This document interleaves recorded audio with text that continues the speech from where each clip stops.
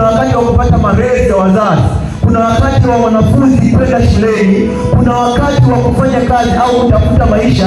Ndio maana utakaa, lakini ikifika kipindi utashangaa moja kwa moja, hata kama unapenda kukaa kwa wazazi, moyo wako haupo tena kukaa pale, kwa sababu wakati wa kukaa kwa wazazi umeisha. Nilikuwa naongea na baadhi ya ndugu zangu ambao tunakaribia kuhitimu, wanasema sirudi kabisa nyumbani, roho haitaki. Kwa nini? Sio majira ya kukaa na wazazi, majira yameshaisha. Kama ukulelewa vizuri, yaani majira ukumsikiliza mama vizuri au baba vizuri, hakuna majira tena pale. Kuna wakati wa kusoma.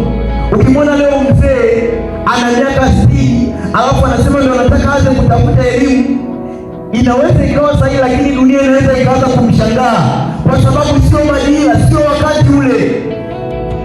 Bwana Yesu asifiwe sana. Umakini wa kuelewa majira ya kimungu. Nimesema hivi, usipoelewa majira ya kimungu unaweza ukawa unaishi maisha yako unalalamika kila wakati. Habakuki sura ya 2 mstari wa kwanza. Habakuki sura ya 2 mstari wa kwanza.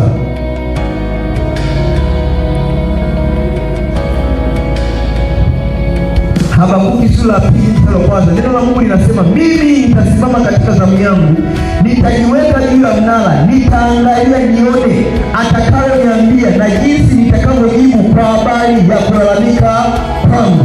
Mstari wa 2, neno la Mungu linasema, Bwana akanijibu akasema, iandike njozi hii ukaifanye iwe wazi sana katika vibao, ili aisomaye apate kusema kama maji. Maana mstari wa 3, maana njozi hii bado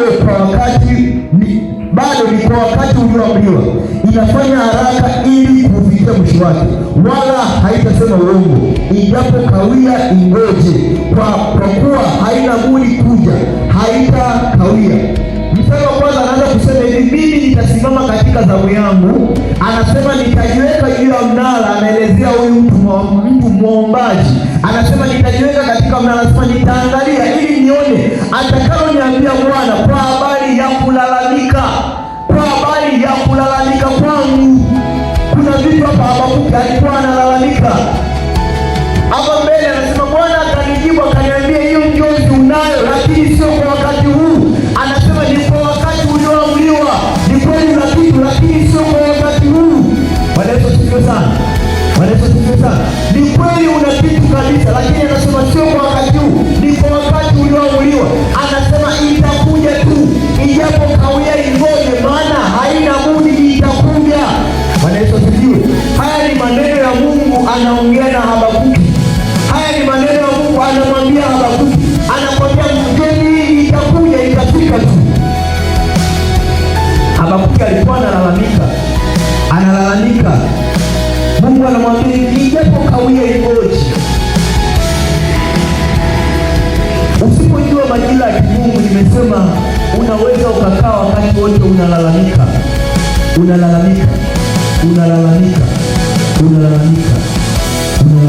Na mtu ambaye analalamika, ukikuta mtu ambaye analalamika ni hatari hizi. Akianza kulalamika, anaweza akalalamika hapo akaanza kulaumu kila mtu. Mtu anayelalamika wakati wote huwaga haonaji tumaini kabisa. Moja ya malalamiko au hasara za malalamiko yanafunga hata akili ya mwanadamu.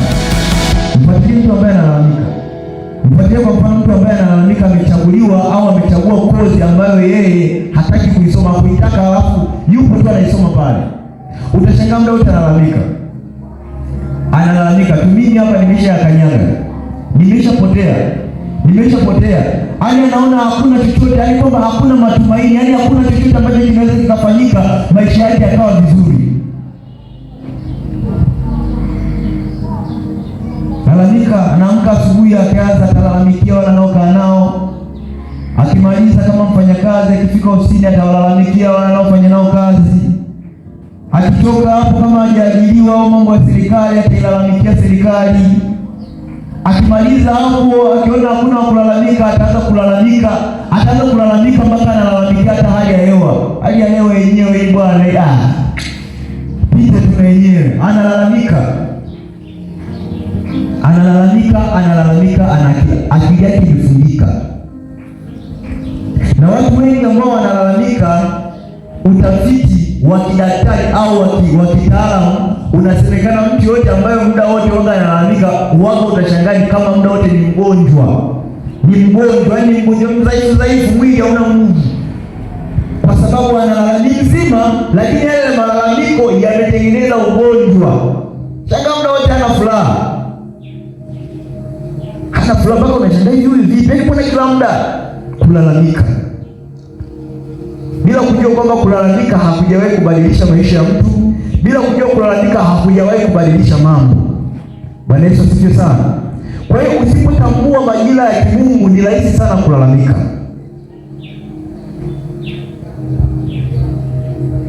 Na huduma kubwa, kiona hivi unatamani dunia iwe na kusikiliza. Lakini Mungu anakuandaa pale. Majira hayajafika. Kulalamika, mbona mimi wanisikiliza? Hata nikitaka nitoe ushauri tu kwenye kwaya, wanasema wewe kaa kwanza, ongea wewe. Tafika kweli?